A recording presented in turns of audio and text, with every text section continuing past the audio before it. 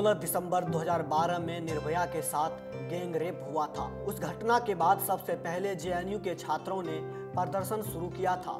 उस हैवानियत भरे घटना के बाद जेएनयू के छात्रों ने सबसे पहले वसंत कुंज थाने में प्रोटेस्ट किया। उसके बाद इंडिया गेट पर भी उन लोगों ने प्रदर्शन किया था। 16 दिसंबर 2021 यानी निर्भया कांड के 9 साल बीतने के बाद जेएनयू के छात्रों ने निर्भया कांड की वर्षी वाले दिन गंगा ढाबा से लेकर मुनरिका बस स्टैंड तक प्रोटेस्ट मार्च निकाला। पूरे रास्ते भर महिला सम्मान और महिलाओं की हिफाजत को लेकर आजादी दिलाने की मांग की गई। काफी संख्या में छात्र कैंपस से निकलकर सड़क से होते हुए मुनरिका के उसी बस स्टैंड पर पहुंचे जहां पर निर्भया को किडनैप किया गया था। छात्रों ने बस स्टैंड पर काफी देर तक नारेबाजी की और महिला हित और उनकी सुरक्षा को लेकर काफी सारी बातें कही। जेएनयू छात्र संघ के वाइस प्रेसिडेंट का कहना है कि देश में महिलाओं की सुरक्षा के लिए अभी बहुत काम करने की जरूरत है। इसे ठीक करने के लिए शासन, प्रशासन और समाज में सुधार लाने की जरूरत है। जेएनयू छात्र संघ के वाइस प्रेसिडेंट और यहाँ की महिला छात्रा इस प्रदर्शन के माध्यम से मोदी सरकार और योगी सरकार के खिलाफ अपने विचारों को रखा।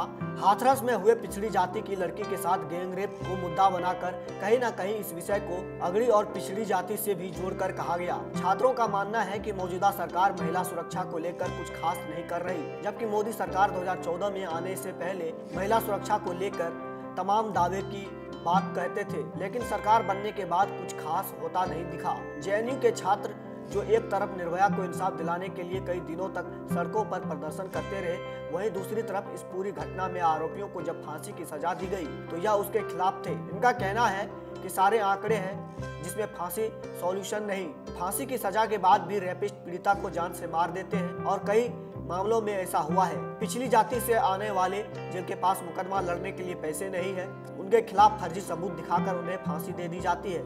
ऐसे में ये छात्र एक तरफ निर्भया जैसे वारदात को अंजाम देने वाले अपराधियों के खिलाफ प्रदर्शन कर रहे हैं, वहीं इनके विचार डेथ पेनल्टी को लेकर भी काफ़ी अलग है। देखिए, कुछ चीज़ें तो ऑफकोर्स पॉजिटिवली बदली थी उस समय, खासकर जिस तरीके से दिल्ली सड़कों पे उतरा। पहली बार इस तरीके का डिमांड उठा कि रातों में चलने का आज़ादी होना चाहिए और इस नारे से पूरा दिल्ली का सड़क गूंजा और बहुत मतलब अक्रॉस बातचीत हुआ। और फाइनली उसमें एक चीज़ जो पॉजिटिव निकली थी वो जस्टिस वर्मा कमेटी का एक गठन हुआ जिसमें कुछ रिकमेंडेशंस पास हुए। उसमें पहली बार 2 फिंगर टेस्ट बैन हुआ, तो ये सारी चीज़ें पॉजिटिव थी, लेकिन अभी भी पूरा जस्टिस वर्मा कमेटी इम्प्लीमेंट नहीं हुआ है। और अगर आप सच में पूछेगा तो उसके बाद से लगातार जिस तरीके से सरकार का रवैया रहा है, सिचुएशन और डिटोरिएट हुआ है, मतलब चीज़ें ख़राब हुई हैं। क्योंकि हमने देखा कि जिस तरीके से जो सत्ता में लोग हैं वो लोग ही बहुत बार ये सारे रेप के चार्जेस में ये सब में इन्वॉल्व रहे। खासकर अगर आप यूपी का सिचुएशन देखिएगा तो जिस तरीके से वहाँ हुआ हाथरस में जो इंसिडेंट हुआ वो सब दिखाता है कि किस तरीके से लोग खासकर रेपिस्ट को ही प्रोटेक्ट करने में लग गए।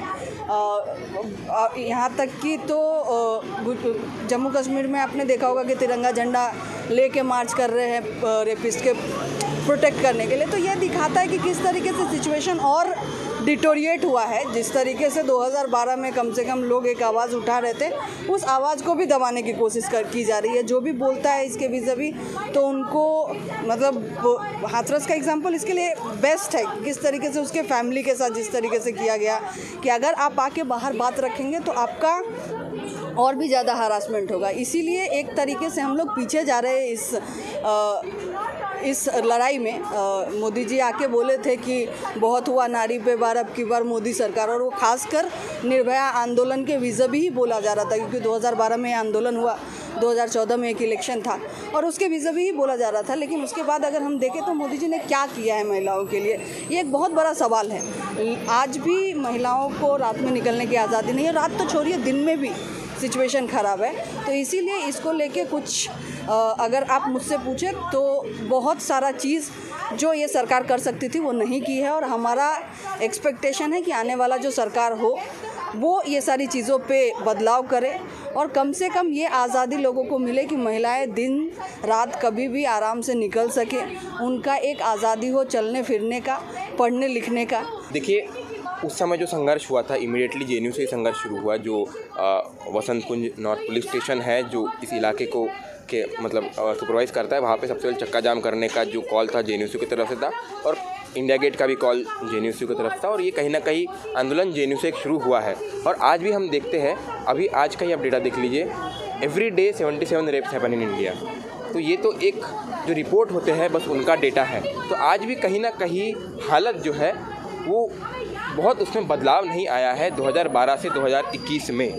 और जिस तरीके से हम देख रहे हैं आज भी आए दिन रेप होते हैं, आए दिन सेक्सुअल असॉल्ट, सेक्सुअल वायलेंस की घटनाएं हमारे सामने होती है। और इसके साथ हम देखते हैं कहीं ना कहीं एक राजनीतिक इसके मुद्दा जो है, आप याद कीजिए किस तरीके से हाथरस में जो है जो अक्यूज़ है उनको बचाने के लिए राज्य सरकार उतर जाती है। किस तरीके से दिल्ली में आप याद कीजिए जब एक बच्ची का रेप होकर उसको मार दिया जाता है तो किस तरीके से उसके शव का दहन कर दिया जाता है बिना परिवार वालों से परमिशन लिए। तो कहीं ना कहीं आज इन घटनाओं में कंटिन्यूएशन ही सिर्फ नहीं है, बल्कि कहीं ना कहीं आज जो सत्ता में जो ताकतें हैं वो भी इन्हें कहीं ना कहीं बचाने को, कहीं ना कहीं इनको सपोर्ट में आज उतरी हुई है। जी देखिए, इसका लॉजिक जो है उसमें दो मेन आर्गुमेंट मैं आपको देना चाहता हूँ। पहली बात तो यह है कि death penalty as a punishment के खिलाफ ही जो प्रोग्रेसिव स्टूडेंट मूवमेंट है वो रहा है। और इसका दो कारण है। जो पहला कारण है कि कहीं पे भी ये प्रूव नहीं किया गया है कि जहाँ पे डेथ पेनल्टी दिया जाता है रेप के लिए वहाँ पे रेप की घटनाओं में कुछ कम होता है।